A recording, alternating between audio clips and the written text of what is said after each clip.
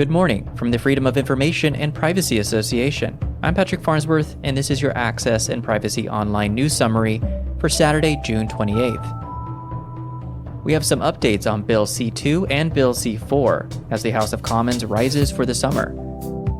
We'll have our regular scan across the country with a surprising group of stories in Alberta, echoing influences from south of the border, including moves by the provincial government to ban books and access to information, showing how one elected official says one thing publicly while working for corporate interests behind the scenes.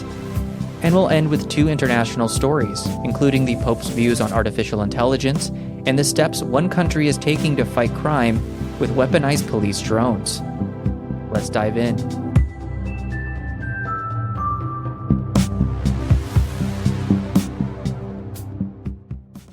As Parliament heads into summer recess, public scrutiny of two key federal bills continues to grow.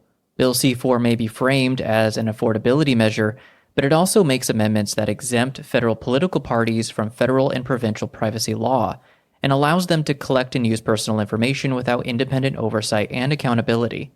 FIPA has been engaged on this issue extensively. This week sees a recent op-ed by Professor Sarah Bannerman in The Conversation. It lays out 4 strong reasons why this is a dangerous precedent, creating a threat to Canada's sovereignty, its future, and that it enables secret data collection that can be dangerous in the wrong hands. Meanwhile, Bill C2, the so-called border bill, is also raising red flags for privacy and civil liberties. Questions have been raised over how any new information sharing plans would comply with Canada's policy on tabling treaties in Parliament. The bill also mentions the possibility that people in Canada may be compelled to disclose information by the laws of a foreign state. FIPA and over 300 other organizations are calling for its withdrawal, warning it paves the way for mass data sharing with U.S. agencies, potentially exposing Canadians' personal information without adequate protections. Government messaging focuses on fentanyl interdiction, but that claim doesn't hold up under expert scrutiny. The bill would remove barriers that prevent police from searching mail to advance a criminal investigation, where authorized to do so under the law, and expand Canada Post's inspection authority to open mail. Both bills are now paused until the fall, but the fight for appropriate considerations of privacy, transparency, and accountability is far from over. Be sure to check out FIPA's links in the show notes for more information. Next, let's take a look at some important developments across Canada. In Nova Scotia Power is now expanding its offer of free credit monitoring following a major cyber attack that disrupted internal systems and compromised customer data.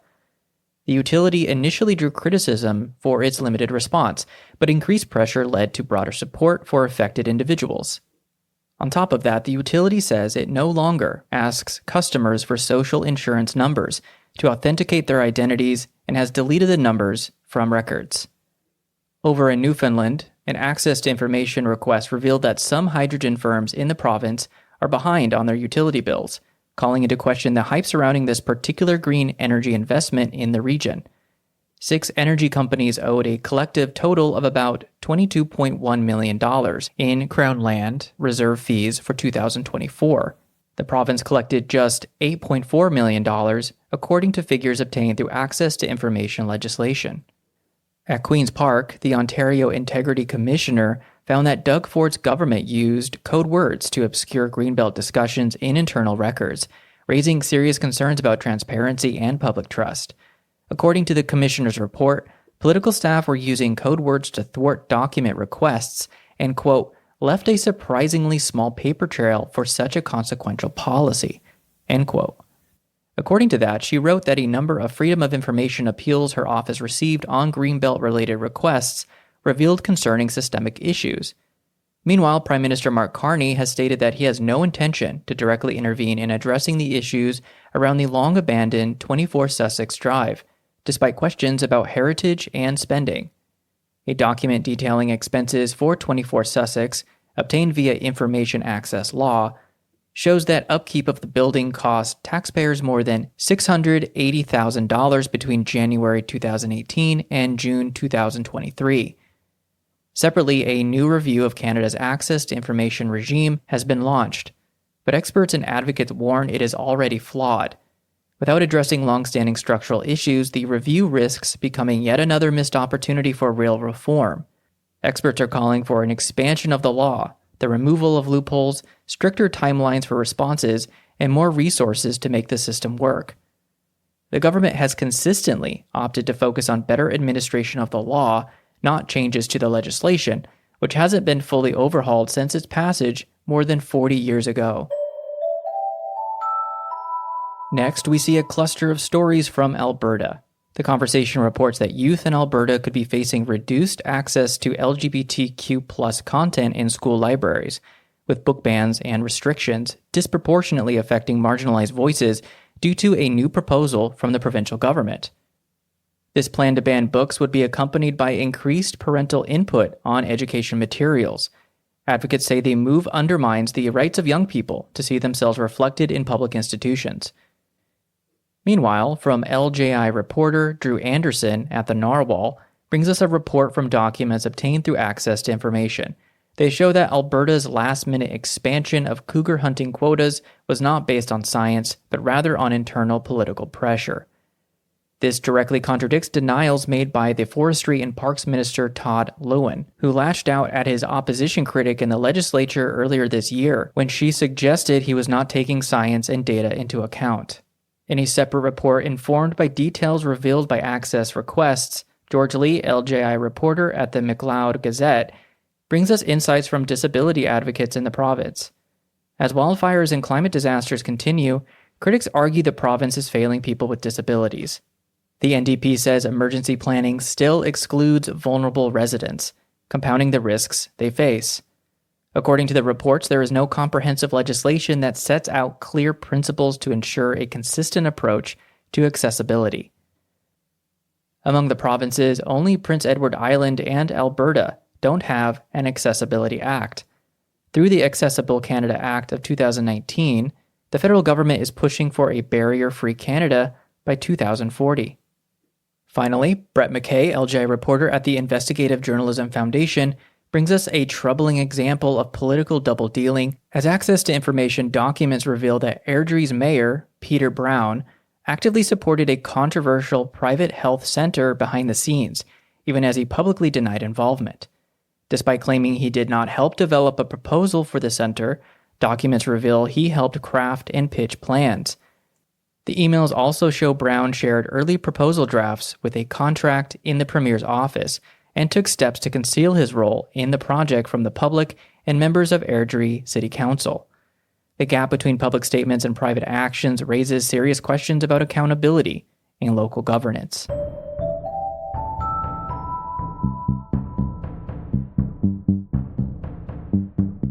Shifting to the cybersecurity front, we start with a massive leak. Researchers at Cyber News have uncovered that over 10 billion login credentials have been dumped online, representing one of the largest breaches of personal data ever recorded.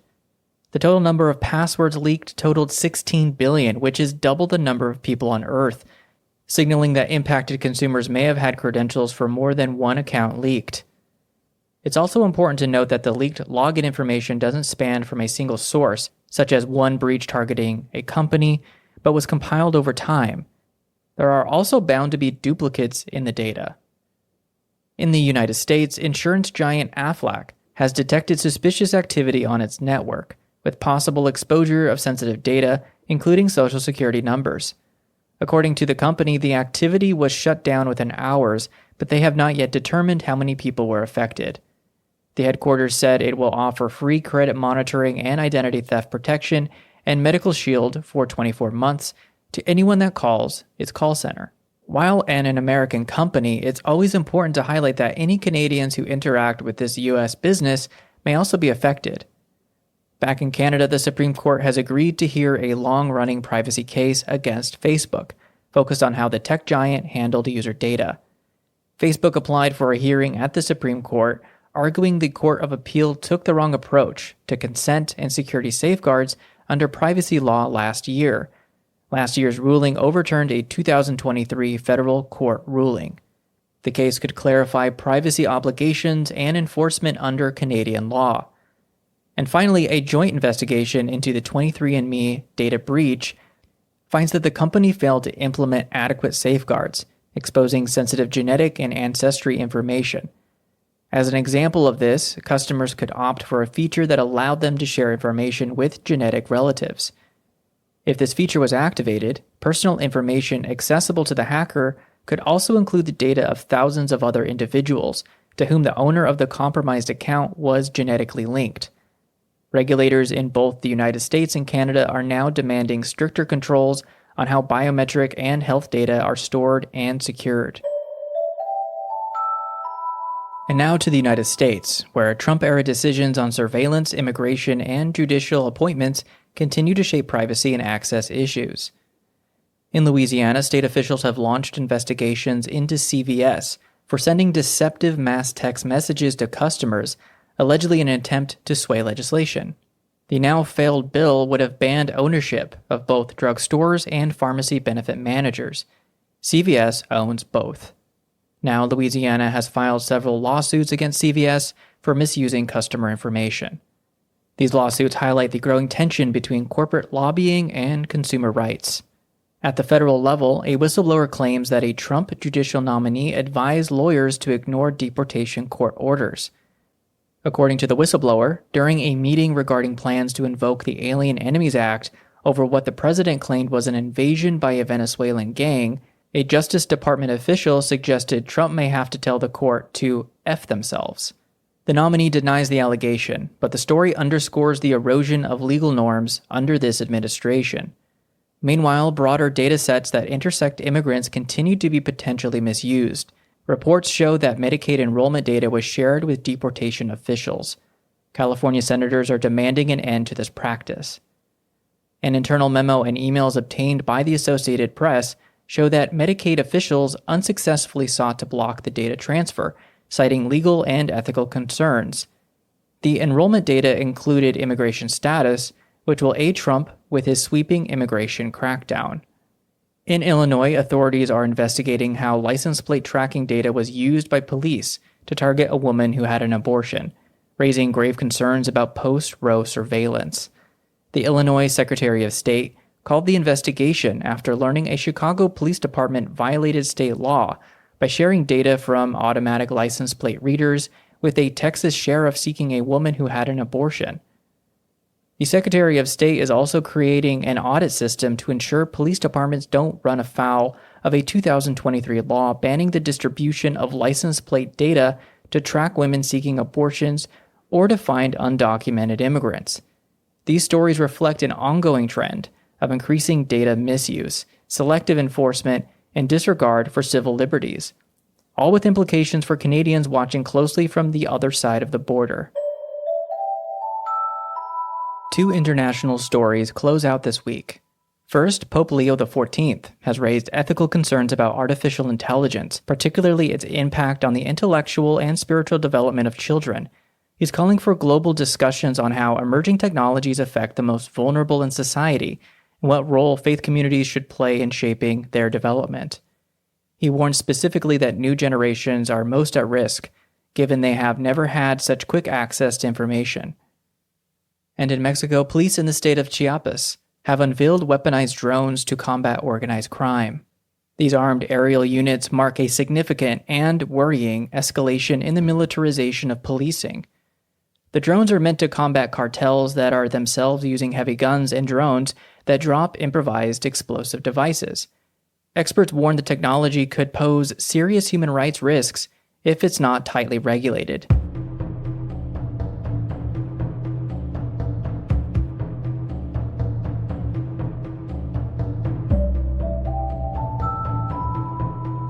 As always, we hope you found today's stories helpful in staying informed about the latest issues surrounding privacy, information management, and public transparency. To help us keep the mics on, be sure to subscribe through FIPA News Monitoring or consider a donation. Our writer is Sean Fisk. Original music in today's show was composed by the mysterious Breakmaster Cylinder. I'm Patrick Farnsworth, your host and producer. Thank you for joining. A big FIPA thank you to all the contributors, reporters, and outlets that make this podcast possible, and to you, our listeners, who help make this a success. Stay safe and stay informed.